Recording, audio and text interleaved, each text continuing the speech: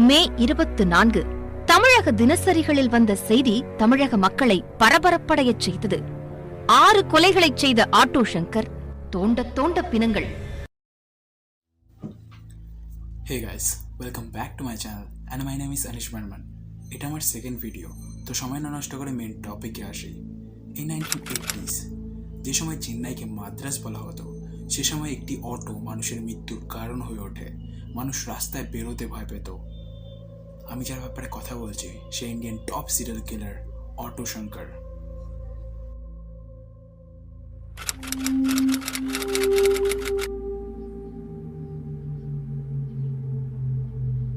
Auto Shankar এতটাই বড় criminal যে তাকে নিয়ে একটা ওয়েব সিরিজও বেরিয়েছে 3 বছর আগে C5-এ, তোমরা চাইলে দেখতে পারো। অটো শঙ্করের আসল নাম গৌরী শঙ্কর। 1955 চেন্নাইয়ের ভিল্লোরি গ্রামে তার জন্ম হয়। সে সময় গ্রামের মানুষ কাজের খোঁজে শহরে আসতো। সেভাবে গৌরী শঙ্করও কাজের খোঁজে মাদ্রাজের পেরিয়ার শহরে একটি ঘর ভাড়া দিয়ে থাকা শুরু করে। তার ফিল্ম আর পেন্টিংয়ের প্রতি একটা শখ ছিল, তাই সে রোজকার জীবন চালানোর জন্য সে পেন্টিং করতে থাকে। এর সাথে সাথে সে অটো চালানো শুরু করে। সে সময় মাদ্রাজের ত্রিবান ময়ূর থেকে মহাবালিপুরম পর্যন্ত এলাকা এতটাই খালি আর এতটাই ফাঁকা ছিল যে সেখানে পুলিশ ময়রানা করতে ভয় পেত। আর এরই সুযোগ নিয়ে সেখানে গড়ে ওঠে মদের বেনামি ব্যবসা। আর এই মদের বেনামি ব্যবসার সাথে অটো শঙ্কর যোগ দেয়। তখনকার তামিলনাড়ু সরকার অ্যালকোহলকে ব্যান করে দেয়, যার ফলে লিগ্যালভাবে মদের ব্যবসা পুরোপুরি বন্ধ হয়ে যায়। আর এটাই হয়ে ওঠে শঙ্করের কাছে সুবর্ণ সুযোগ। মদের ডিমান্ড বাড়তে থাকে আর এরই সুযোগ নিয়ে শঙ্কর বেনামিভাবে সাপ্লাই করতে শুরু করে অ্যালকোহল অটোতে, যার কারণে তার নাম চারিপাশে হতে থাকে। আর তার টাকার অভাব হয় না, তার ফিল্মের শখ তো পূরণ করতে থাকে, এর সাথে সাথে তার নতুন একটি শখ জন্মায় মেয়েদের প্রতি। অ্যালকোহলের সাথে সাথে সে মেয়ে পাচারও স্টার্ট করে দেয় এবং তার নাম হাই প্রোফাইল সোসাইটিতে হতে থাকে। এবং সে একটি গ্যাং ক্রিয়েট করে যেখানে তার নিজের ভাই মনোজ তার রাইট হ্যান্ড অ্যান্ড শিবা অ্যালটিন তার মেন মেম্বার। এবং তার গ্যাংয়ের টোটাল মেম্বার ছিল 10 জন, যারা পেরিয়া শহরে তাদের সাপ্লাইয়ের মেন বেস তৈরি করে। আর পেরিয়া শহরে তাদের আতঙ্ক বাড়তে থাকে, যার ফলে ধীরে ধীরে শাসন আর প্রশাসনের প্রবলেম হতে থাকে। তার ব্যবসা এতটাই বাড়তে থাকে যে সে আরেকটি ব্রাঞ্চ মাদ্রাজের সাউথ এরিয়ায় LP রোডে একটি লজ খোলে। এবং সেই লজ খুলতে তাকে কিছু পুলিশ অফিসাররাও হেল্প করেছিল।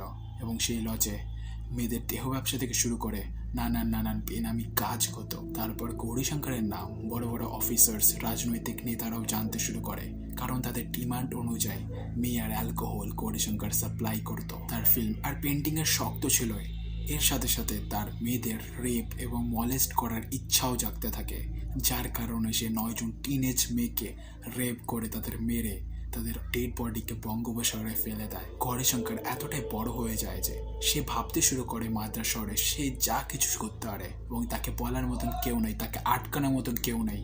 আর এটাই হয়ে ওঠে তার অবনতির কারণ।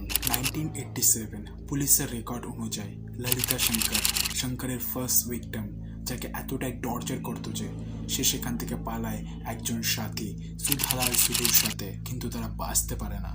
তাদের দুজনের পিছন করে তাদেরকে পেরিয়ারে আনা হয় এবং সেখানে তাদের মেরে তাদের ডেড বডিকে জ্বালিয়ে অবশিষ্ট বেঁচে থাকা অংশ বঙ্গোপসাগরে ফেলে দেওয়া হয়। এরপরে শঙ্করের শিকার হয় মোহন, সম্পদ আর গোবিন্দরাজ। এরা LP রোড লজ থেকে কিছু মহিলাকে বাঁচানোর চেষ্টা করে, বাট তারা ধরা পড়ে যায় শঙ্করের হাতে এবং শঙ্কর তাদের মেরে ফেলে এবং তাদের ডেড বডিটিকে সেখানেই পুঁতে দেওয়া হয়। 24 ডিসেম্বর 1987 MG রামচন্দ্রের মৃত্যু হয় আর তামিলনাড়ুর রাজনীতিতে ঢেউ উঠে আসে। জানুয়ারি 1988 থেকে জানুয়ারি 1989 রাজনৈতিক সংকট দেখা দেয় রাজ্যতে। সে সময় রাজ্যপালের শাসনের আন্ডারে চলে আসে। আর এরই সুযোগে অত্যাচারিত মানুষেরা, যাদের উপর অত্যাচার হয়েছে, তারা তৎকালীন রাজ্যপাল PC আলেকজান্ডারকে অনুরোধ করে, যে শঙ্কর পুলিশের হাতে আসছিল না, রাজ্যপালের অর্ডারে ইন্সপেক্টর জাফর আলী একটি নতুন টিম গঠন করে শঙ্করকে ধরে ফেলে।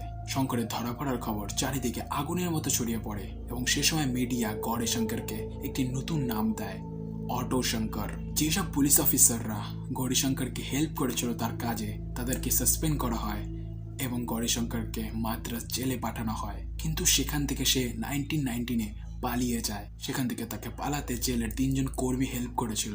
তাকে যখন আবার ধরা হয় তখন তাকে জিজ্ঞাসাবাদ করে তার কাছে 3 জন কর্মীর ব্যাপারে জানা হয় এবং সেই 3 জন কর্মীকেও সাসপেন্ড করা হয়। গৌরীশঙ্করের বিপক্ষে কোর্টে যখন ট্রায়াল চলছিল সে সময় গৌরীশঙ্কর নিজেকে বাঁচানোর জন্য যে স্টেটমেন্ট দেয় তা শুনলে তোমরা অবাক হয়ে যাবে। সে বলে যে মার্ডার করার ইন্সপিরেশন সে ফিল্মস থেকে পেয়েছে, কারণ যেভাবে ফিল্মের মধ্যে দেখানো হয় মার্ডার করার প্যাটার্ন, সেখান থেকে সে ইন্সপায়ার হয়ে সে মার্ডার করত। সে ফিল্মের সিনের মধ্যে এতটাই মগ্ন হয়ে যেত যে সে পিকচার আর রিয়েলিটির মধ্যে পার্থক্য খুঁজে পেত না। সে সময়কার পুলিশ অফিসাররা এটা বলে যে এটা একটা মানসিক রোগ, যার কারণে মানুষ ভার্চুয়াল আর রিয়েলিটির মধ্যে পার্থক্য খুঁজে পেত না। আর শঙ্কর যা যা বলে তা তামিলনাড়ুর রাজনীতিকে হিলিয়ে দেয়। সে বলে সে যতগুলো মার্ডার করেছে সে সব রাজনৈতিক লিডারদের কথা শুনেই করেছে, বাট এই কথার কোনো পাত্তায় দেওয়া হয় না, কোনো রাজনেতার নাম উঠে আসে না, আর এই কেসটি শুধু শঙ্কর অবধি রাখা হয়। শেষ পর্যন্ত শঙ্করকে 27 এপ্রিল 1995 সেলিম সেন্ট্রাল জেলে তাকে ফাঁসি দেওয়া হয়। এই ছিল ইন্ডিয়ান সাইকো কিলার অটো শঙ্করের স্টোরি।